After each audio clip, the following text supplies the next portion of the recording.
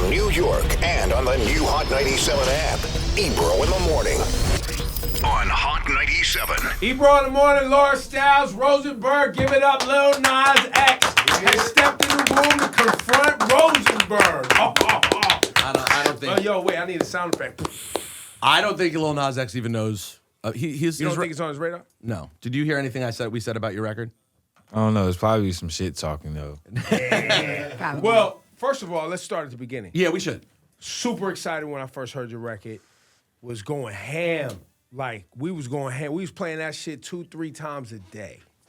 This is when it was like a week or two in. Like right, very early. Well, Now- specifically when we heard that people were not happy that No, you were... don't say people. When country music, the Billboard country music chart yanked the man off the chart. Yeah. It was a conversation. I felt like they yanked you because your name was Lil Nas X, and you was a black man. If you'd have been anybody else, they'd have left that song right where it was. And I think you felt similarly. Definitely somewhat. But, you know, I saw it as a peer situation, and that's what I saw it as, because I feel like a lot of songs on the country charts have, like, hip-hop elements, but, like, they may have saw, like, Old Town Road is, like, too far left. And like, oh, if we let this song go, then any other song might hop on here and be completely hip-hop or something like that. I don't know. So too far left in that it was too hip-hop, you mean? Like it was... Yes. Got it. So it just had a country twang, but it was really a hip-hop record. Answer. No, that's not what I'm saying. It's both. Because it is both. Yeah, but I'm saying it definitely has more hip-hop tropes than country. Most country songs. Now, I saw it that way, so I wanted to go extra hard because in hip-hop, on the hip-hop chart, you could go through the hip-hop chart and hear tons of different types of music that have no rapping at all. So I was like, wait a minute. So on the hip-hop chart, we can be like including anything that's sort of similar, kinda, but on another chart, you got to follow these strict, stringent rules to... I was very upset by Did it. anyone ever reach out to you from like Billboard, from the country charts, from that world to talk to you about it? No, they didn't. It was just like they just silently removed it, and then, you know, just like gave a statement later, pretty much. So for people who don't understand, how did it work? You created the song. It was first of all, how did you create the song? How did it start? Was it like you was in your bedroom, you just made it, and like what was the whole origins of the creation of Old Town Road? I was about 13 songs into making music, maybe. And, you know, nothing was really, like, popping, I guess. So it was like, in a way, like, I knew I had to do something that was, like, different, but also had to be, like, somewhat could be culturally relevant and able to be something big for me or, like, give me my first little boost or something. And I came across the beat on YouTube, which I came across every beat at that time. So I took that. I took meme culture. I took country music and hip hop, and like a bunch of other factors, and put them together and made the song. And you wrote that. That's your top to Yes. bottom. That's your whole shit. Yeah. So you put it on SoundCloud, right? Yes. Put it on SoundCloud. How does it pick up steam, though? How do you see it moving around? Were people making, like, little dances to it? Because I don't know how it initially popped off. It initially popped off, like, from the first moment, like, I put the song out, like, on my account on Twitter. I pretty much was like, country music is evolving with the tweet. And then, like, I had, like, this guy dancing at a rodeo, like, with the song dubbed over it. And, like, that went viral, so I immediately put the song out, like, right after that. And I started promoting it through memes, like, the entire time. Because, you know, prior to that, like, music I would put out, it wasn't, like, something you can add, like, a meme to or something. It was just, like, you know, hip-hop, you know, regular, nothing too crazy. But with that song, I knew I could do that, so I pushed it to its fullest potential. And once those little clips caught up around the internet or whatever, started to see like the dance challenges on TikTok and stuff like that I have come a whole along. new respect. Already? Whole new respect. What did you think the story was? I had no idea. I thought maybe it was a trip and stumble. The fact that it was purposeful and that he worked at it, and that he wrote it, and he thought about it, was thoughtful. Whole new respect. Oh, I actually Whole new respect. I don't know why, but I sort of gathered that was the path. I just didn't. What did you start at? Like how many followers when you first put it up? How many followers do you have? When I first put it up on Twitter, I was already like tweeting memes. Like, I already was like, the AirPods, whole trend, the Tide Pods, all that kind of stuff. But like on Twitter, I was probably at maybe 19K. Okay. And I moved from there. And on Instagram, I was probably only at 1,000 and something. Wow. So yeah. So you already had a following on Twitter though, but just strictly on you putting out memes. Yes. Okay. And so you when you try to do something that people not used to you doing, it's like they just like, oh, we don't see it, like ignore it, kind of thing. Yeah. Now you had been so active on social media. True or false? I don't know if there's an internet rumor, but you are a big Nicki Minaj fan when you were younger. Somewhat, but that's not how this music stings. No, not at all. But your knowledge of the internet, right? Because you know how to make memes and do all those sort of things, helps you navigate this business path. Yes. Yeah. And you figured out, like, if I do it with these memes and things, if I, like, you strategically thought this will fit in 2019, this record, these visuals, all of this stuff will kind of go together and mean something. I knew it would, fit for the audience that I had. I didn't know it would actually, fit for everybody. Yes. Okay. Specifically kids, though, Literally because little kids everybody. loved it. Well, that's where we have to pick up with the story now. So the song starts moving. We love the song as a. First of all, obviously it's an incredibly catchy song. I guess that goes without saying at this point. But we also then loved sort of the political angle of it, of like, there's this thing with the country charts. This is bullshit. And we start playing it. Then the song really starts moving. We're watching it move. And then at some point, I came in like 10 weeks into it being popular. We have the date written down. It was actually May 15th, 2019. May 15th, 2019. And, listen, my job is to come in, have interesting things to say. No disclaimer. No, it's how I felt. So I hadn't heard the record in like 10 days. Just I'm living my life. I hadn't heard it. We weren't playing in the morning for some reason at that point. It was playing other day parts, whatever. And I walked in, I'm like, guys, it's over. Get the funeral music. Old Town Road has officially died. I just want to say I wasn't here to supervise that day. Yeah. You would have just put if I was here to supervise that day, it would have been we would have backed him off of it. But there was no one to stop me. I definitely said, no, it's not Rosenberg. No, everyone Watch. said I was wrong, but I said, no, trust me, it's not in rotation. It's dead. It hadn't even hit number one yet, I don't think. So it was not even close. No, it was number one. Oh, it had 8 weeks. Oh, so it only had another 8 after or something like that? How many weeks ended up finishing number one? 19. 19. So I just want to say, even though you didn't even know about it, sorry about that. I was dead wrong. Song did pretty well. Now, this is before the album came out. So then the record, the EP drops. And I got to tell you, for me, the moment where I started taking you more seriously was when I heard the musicality of the EP. When I heard Panini and Rodeo. I mean, really, I was just listening to the whole thing on the way in. Musically, you did a great job selecting just 7 songs that represent an array of feel. And can I tell you what struck me a little bit? And I don't know how you feel about this. Lil Peep sort of comes into my mind when I listen to your project a little bit, in terms of like, you can't say it's one form of music. You kind of seamlessly go between alternative and hip hop. First of all, were you a Peep fan at all? And musically, where do you have a genre you want to exist in? How do you see your music? Yeah, I am a Peep fan. Not like a huge fan, but I definitely like know of his music and like, a couple things. But as far as music, I don't want to be like in any specific, I guess placement. Just want to like make music and, of course make the ones that I know are going to like pop off and, make the songs that I just want to have out. You know. So yeah.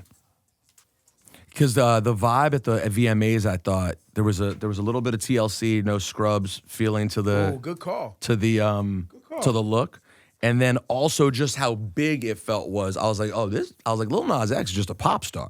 Like is that what you fancy yourself most as? Like a Michael Jackson, someone who's a. Yeah, you put him in Michael Jackson. I'm not saying he's Michael Jackson, but I'm trying to think of you VMA's big like. You have on your album, like on the song "Kick It," for example, you have spots on your album where I can tell. You could feel that those songs, what you would do in an arena if those songs were playing. They have big spots. Is that sort of how you fancy yourself? I guess like to a degree, but like even like as pop star, I guess I don't know exactly. I mean, I guess that's the one I would put myself as the most, but of course, like not in the terms of like making pop music, Right. but like. Trying to be like larger than life, or always like trying to try something new. Cause like with Old Town Road, I go on stage, do like a little 2-step or something. I was like, okay, what if I did like a whole like, theme and choreography for, Panini and stuff. And, that's what I went and did. Yeah. Did the Billy Ray Cyrus thing really happen over social media? Not really. How did it come together? My team reached out to his people. We put the song together, met, and So it wasn't a Miley thing. No, it wasn't a Miley. I thought it was a Miley thing. Because I thought Billy Ray Cyrus was so random. It was He's just the ambassador for the. Like, That's I not keep telling true. you that. He's For like what? an ambassador for Nashville and the whole. I guess. He's like a big. Right? Am I saying it right? I don't know. I just wanted Billy Ray Cyrus. he was the one you wanted in your mind. You were just like, I want Billy Ray Cyrus on this Yeah. song. That's crazy. It's just so random to me. And the fact that he was open enough to be like, yeah, I'll mess with you. You're a new artist. He I did, see and he the did body, vision. and he bodied it. I mean, he did. I mean, this is his second biggest moment in music, by the way. Yes. For Billy Ray Cyrus. They're right. Achy Breaky Heart and then Lil Nas Yes. Old Town Road. Yes, which is bonkers. What's a panini? Other than a A sandwich? delightful sandwich. I mean, I'm assuming you're not singing about a sandwich. No, I'm not singing about a sandwich. A panini is a character from the show called Chowder on Cartoon Network. It's maybe about 10 years old at this point. Maybe not, around that time. But Panini was a character on the show. She was obsessive over Chowder pretty much. And it's like relating that character to fans who like love you when you're much smaller, but like in like a cool factor kind of way, like when people say they knew something first, Right. like they feel like they own you in a way. yeah, and like They that don't wanna also share. like they've grown out of you in a way just because everybody else likes you now. So that's what And the you're seeing that songs- with the fans a little bit. yeah, that's what the song comes about, and it's not many, but of course you have those people who do that, Yeah, for sure. Now, how come you didn't? Old Town Road was a huge smash. I was particularly hoping that there was more specific country-leaning songs on the project. And I mean, Rodeo obviously touches a little bit, but how come you didn't stay in a little bit more of that zone musically? Well, mostly because I knew that's exactly what everybody wanted me to do, and with that, I don't want to be, I don't want to come from a song about that's like kind of shifting the way of having to stay in one lane to only stay in one lane because it completely like contradicts everything. And it's also trying to recreate the same moment over and over never works. So it's like you look for the next moment, or you make whatever you make until that next thing happens. Yeah. Are you a country music fan? Slightly, but I'm not going to like sit up here and like cap like I'm just big on country. You like there's all different type of shit you like, Yes, for sure. Have you ever ridden a horse before? Been I to a have. rodeo? I have not been to a rodeo yet. But you've ridden a horse. Yes, I rode a horse. several See, I times. told you he wasn't fronting. We had a whole argument on the radio about this song. You know that. It went on for days. We argued about this song. Well, I And thought I it was was like, you don't know if he don't ride horses. Well- You're like, he don't ride. Well, I thought the I'm like, song I'm was telling fantasy. you. I thought the song was fantasy. Was like playing a character. And then even Billy Ray Cyrus's verse to me, they both sound like they're kind of playing a character more so than it's like he was trying to say that every day he's jumping on a horse. Yeah, I mean, of course, with the song, it's themed. It's yeah, I'm playing a character, but I still like I've been on the horse before. At this point, definitely. But that's what like a lot of things like I wanted to do because it's like a lot of times songs don't have a theme. Like once you have a theme and a concept, it's easier to build stuff around the song. Like Panini, it's a sound just a cartoon show. It's like you build stuff around it. Like when I go to rodeo next, it's like you can build around it. Yeah. As the song grew, what artist reached out to you? Because the first time I saw anybody embrace you was Cardi B. When she brought you up on stage, I don't remember where she. I don't remember. I think she was on one of her shows. I don't remember what state. But who were some of the artists that first reached out to you and were like trying to connect? The first artist who reached out to me. Honestly, at this point, it's been a couple of people, but I haven't like got anything done yet. Except Cardi. Yeah, Cardi. I mean, because like Cardi's like. She brought me out several times at this point, hopped on one of my songs. So it's like, and of course, I believe she sees me in a way like how people like saw her when she first started. It was like, An unlikely star. Kind yeah, of. and kind of like everybody's like wanting this person to be gone, like as soon as they're finished with whatever's hot at the moment. And so it's like people like root for new up and comers. Yeah. Listen, So- hearing you talk and the way you actually have a critical look at what you're trying to accomplish, I didn't know if you was gonna make it till next year. I'm actually impressed by this conversation. I didn't know, because I don't really, you don't talk a lot. You don't do a lot of interviews, so I wasn't sure if it was because you was hiding behind the song itself and just letting that do its thing. I didn't know. So because we meet artists now like that, boom, song was hot. We have no kind of context for knowing it. Did they get here by accident? Is this purposeful? Is this real talent? Did somebody, you know what I mean? And I think hearing you talk, I think you're going to figure this shit out and be around for a minute. Definitely. Yes. Do you feel the? Definitely, I, yes. I did an interview for Billboard recently. They asked me. They were doing a thing about your record and about like what you do next and the pressure because Old Town Road was so big. And first of all, how do you feel about that? Like, did you think in any way I have to try to match what I did, or do you just view Old Town Road as like that was fucking lightning in a bottle? That happens every blue moon. You can't hope to get that every time. Oh, like definitely. I mean, it's like it's literally like almost the biggest song of all time, and Yes. it's not even a year. So it's Right. like I'm not expecting to have every single do this. It's just an amazing boost and a head start to get to where I'm going to be, basically. So and it's opened doors for so much other stuff, like even outside of music. And, to all kind of demographics and stuff. So it's like becoming a household name, with only one song.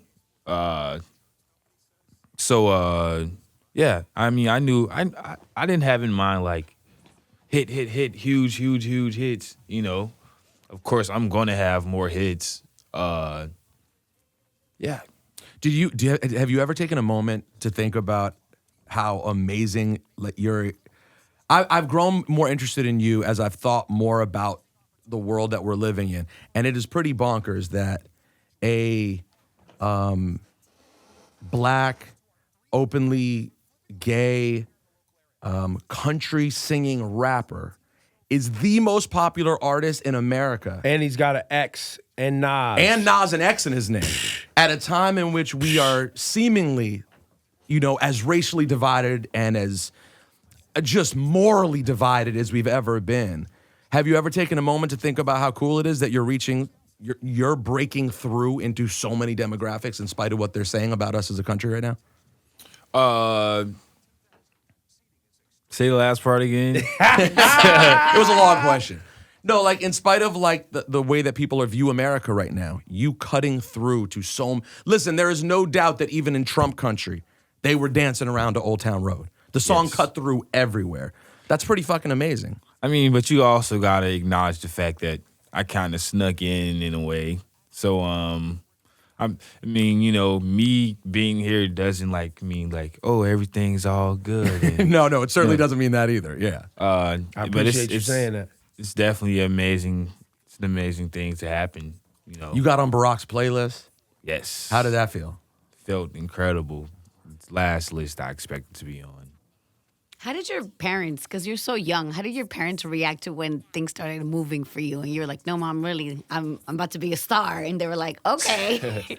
Like literally, like from the first month of Old Town Road being out, when like that's like December, you know, I was like, oh, this one's going to do something. I didn't know like what kind of something it was going to do.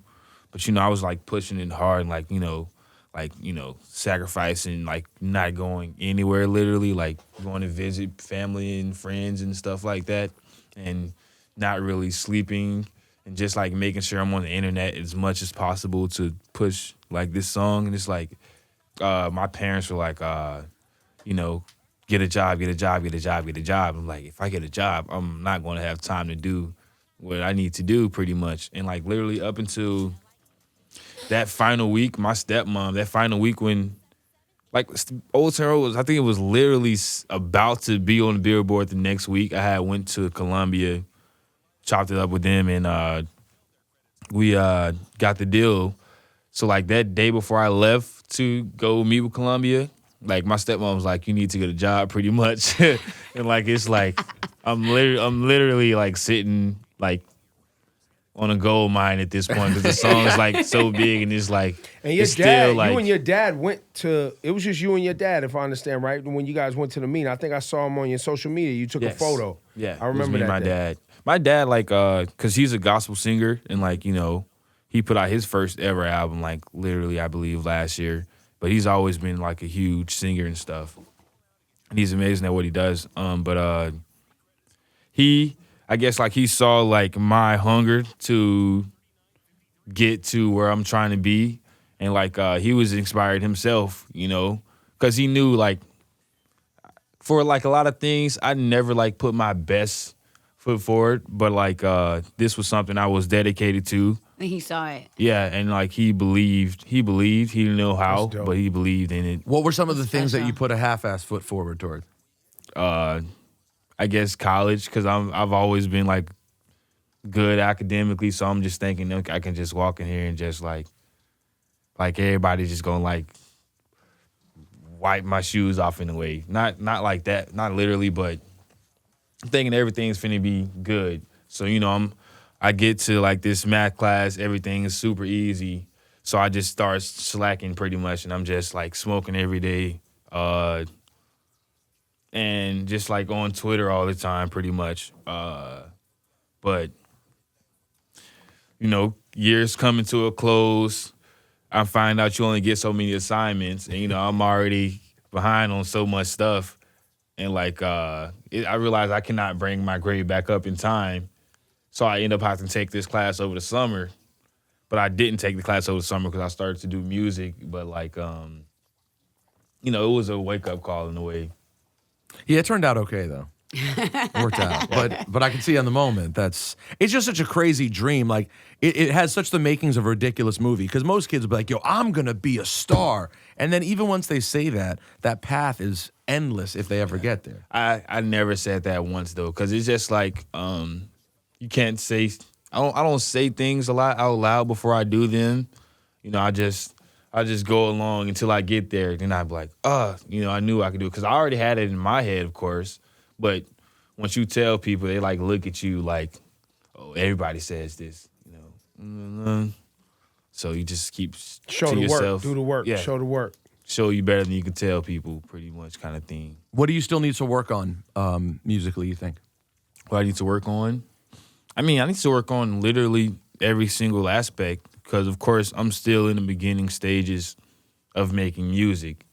My EP sounds nothing like my first EP. Like, you know, my album's probably going to sound nothing like my EP. So it's like just going to continue to evolve musically and do the best each time.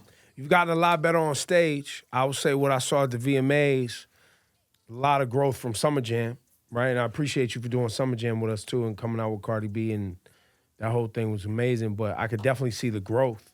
Are you, you know, the internet was coming after you about lip syncing at VMAs. Are you working on that aspect as well?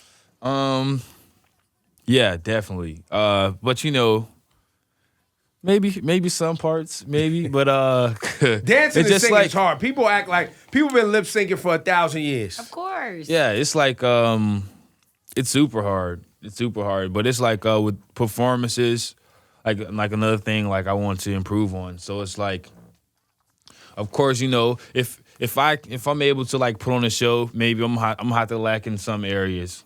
You know, it happens. But you know, I'm not going to go on this stage and jump around and sing the song. So you know, I'd rather put a full theme to it and have this all looking mapped out. And I got a lot of praise for the performance, even, you know, with all of that being said. So, you know, yeah. But you can also always have some records that you're really performing the record more, and then some records to get a break that, you know, you dance on some You records give a lot of more. performance tips? Well, listen, I've done this. Really? You performed on the VMAs? No, but I was just thinking, 'cause people are going to want to hear him. Like, you are going to go to a rap show and hear a rapper rap. Like, that's just, you know what I'm saying? And it's true, there's not a big balance, because like Kendrick, for example, may vocally be the best live rapper, but Kendrick doesn't dance at all. Kendrick moves, but he doesn't dance. And then there's Cardi, though. Cardi's found a good line of rapping. She dances for a while and then comes back to it. Like watching Cardi's performance, like at the BET Awards, they're like, you know, I was like, wow. And she's new to this too, so it's like you see people who've been here for like 10 years still doing the exact same performance, and you seeing her like put so much work into it. You like, okay, I want to do more too, you know. So. Who's the dream collab? Who are some of the dream people to work with out there? Dream people to work with. Well, of course, I say it all the time, but like Drake, just because, you know, seeing his reign, you know, go for so long. Endless. Him being able to cross over into so many different audiences also, you know. Have you talked to him yet? I have not. Sway Lee, I want to work with Sway. He's dope. Ski, I already said it. Rico Nasty. Do you have relationships with any of these people that you just in passing, maybe at the award shows, or now that you're Lil Nas X, you know what I'm saying? It's different now. Yeah, you know, I've talked to some people, but, you know, like never like, I guess, like too much, I guess, because it's also like not wanting to come off as, it's like, please do this collaboration with me. And you want it to be normal and natural, right? Yeah, like you know, I don't want to force it. I don't want organically. to force anything. Yeah. Yeah.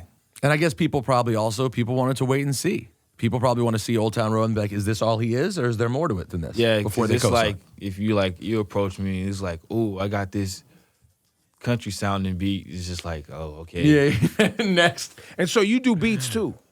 No, You don't produce beats. I've learned how to co-produce, like, you know, while working on the EP, you know, I just be like, you know, we need to get this sound in here, or like, we need to have like this live sounding band at this part, or a guitar solo, or, you know, let's have this breakdown within this song.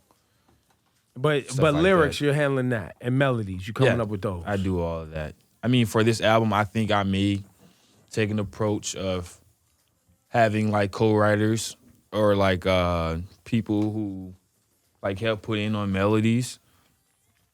But like, of course, like with stuff like when it's about something I have going on, like my life is like nobody can really write that. So yeah. Who helped keep you grounded? You seem like such a grounded dude, and this is such a ridiculous Right amount now. of success. Right Right now. now. He could Right change now. on us in a heartbeat. We may never see him again. This after might be walk out the door and just say, you know, we Fuck don't know. them. But Who was there? Anyone around you kind of helped coach you through that to like just keep everything cool? Because it was a lot to deal with. Like as you know, as you guys know, like I'm an internet child, so it's like I've seen how this plays out with a lot of people. So it's like you know to carry yourself in a certain way almost, and respect people, because it's like even people who've been here for years and years and years, like you can be gone like super quick and nobody really blink an eye. No, they forget. They forget. Yeah. So I guess you've gotten the lesson of seeing so many people do it wrong that you're like, not going to do that. Yeah, it's also like, just being grateful for whatever place you're in, Like, I know I'm not always going to be, like, number one. I'm not always going to be, like, whatever. But, you got to work and, hope to reach new heights in all kinds of places. So, yeah. Damn it, you were a likable son of a gun. Isn't he? There's just no way around it. The name. I haven't read anywhere where I specifically got where Lil Nas X came from. Maybe I missed it, but how did that happen? Because, once again, another argument. I was like, you don't know that his name isn't Nasir. You don't know his middle name could be Xavier. You don't know. But Xavier Jones. Your name is That's correct. Montero Lamar Hill. How did we get to Lil Nas X? From like years and years and years ago, I think I started like on like YouTube, just like trolling in the comments with like Nas as a name, and like it began to like grasp on to like a lot of my social kind of things. So Nas like became like literally like my internet name. It's not from any actual person. It's just like a random name so you weren't even basing it on Nas. It was just a name, random definitely thing. not. I actually didn't listen to any of Nas's music until maybe about 3 or 4 years ago. Outside of course like radio hits. Right. But you hadn't dove in.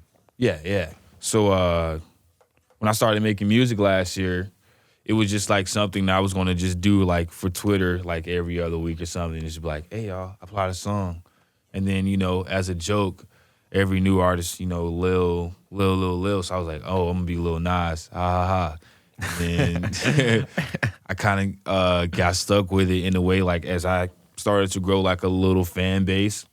I was like, I don't want to change because then like I got have to start all over Nah, again. you started. Yeah, fuck that. To my knowledge, I was too far at that point. But now I'm like definitely too far. But like, you don't say. You can't just change your name to Montero. Yo, Montero. Montero Hill, baby. Dead. Have you spoken to Nas yet or no? No, I have not. Hopefully one day.